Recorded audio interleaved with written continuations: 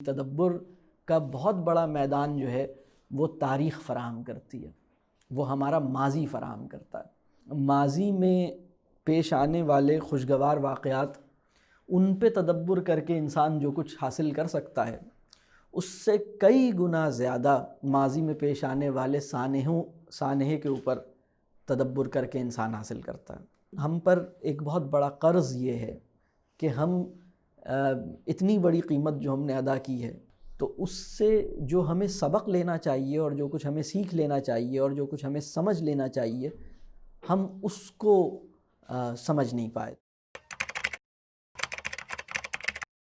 16 دسمبر 1971 کا جو دن ہے، میں سمجھتا ہوں کہ ہماری جو آنے والی نسل ہے اس کے لیے بھی اور ہمارے لیے بھی کچھ سیکھنے کے سبق ہیں، کچھ ایسے لیسنز ہیں جو ابھی تک میرے خیال میں ہم اس کو کھول نہیں سکے ہیں، اس کو پڑھ نہیں سکے ہیں، اس سے جو ہمیں سبق لینا تھا وہ سبق لے نہیں سکے ہیں۔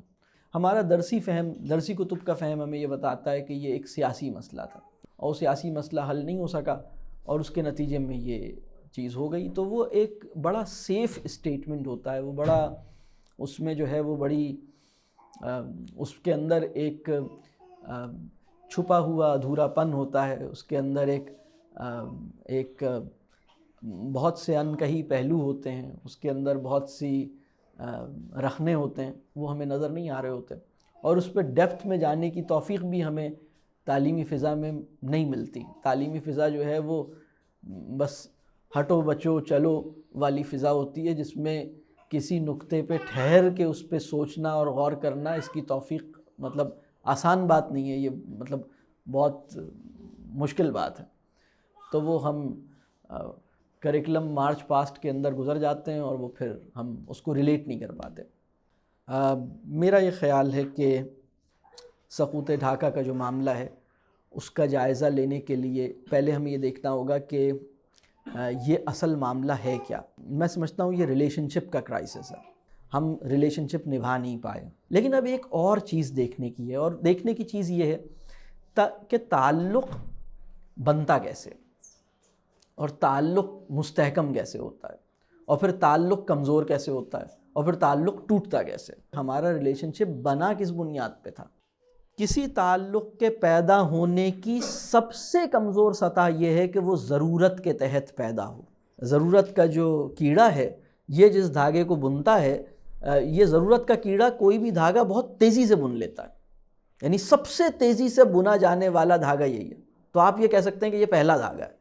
دوسرا دھاگا وہ ہے جس میں جذبات اور خواہشات ایڈ ہو جائیں، یہ بھی تیزی سے بن دیا جاتا ہے۔ پھر ایک تیسرا، یعنی تعلق ضرورت کی سطح، تعلق جو ہے وہ جذبات اور خواہشات کی سطح پر پھر استوار ہو گیا، اور پھر تعلق اس سے اوپر کی سطح ہے کہ ہم تعلق کے اندر ایک مقصدیت، معنویت، ایک فکری کہہ لیجئے تناظر، تعلق کو ایک فکری تناظر میسر آ جائے، تعلق کو ایک نظریہ میسر آ جائے، تعلق کو ایک فکری کمک میسر آ جائے، اور اگر تعلق کو ایک ایمانی قوت میسر آ جائے، تعلق کو ایک کسی بڑے نظریے کی قوت جو ہے وہ اس تعلق کو تھامنے کا کہہ لیجیے ذمہ لے لے، تو پھر یہ تعلق جو ہے وہ بہت مضبوط ہوتا ہے۔ لیکن جو فکر اور نظریے کا دھاگا ہے، جو تعلق کو تھامے رکھنے کا سب سے معتبر اور سب سے دیر پا اور سب سے مضبوط دھاگا ہے،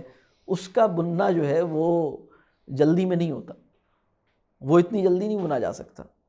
مسلمان ہونے کے احساس کے زور پر آپ نے تحریک پاکستان کو ون کیا ہے، تحریک پاکستان کو آپ نے پاکستانی ہونے کے احساس کی بنیاد پر ون نہیں کیا۔ یعنی پاکستانی تو ہم بعد میں بنے نا، پاکستان تو نام بھی بعد میں آیا ہے، تو ہم پہلے کیا تھے؟ ہم سب تو مسلمان تھے۔ 24 سال کے اندر ایسا کیا ہوا کہ آپ کو یاد آیا کہ نہیں آپ نے یہ ترتیب بدل لی؟ آپ نے کہا نہیں، میں پہلے بنگالی ہوں، بعد میں کچھ اور ہوں، میں پہلے پنجابی ہوں یا میں پہلے یہ ہوں۔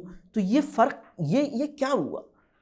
یہ ہوا یہ کہ آپ تیسرا دھاگا نہیں باندھ سکے تعلق کا، دوسرا دھاگا ٹھنڈا پڑ گیا، اور جو پہلا دھاگا تھا اب اس کی ضرورت نہیں رہی تھی،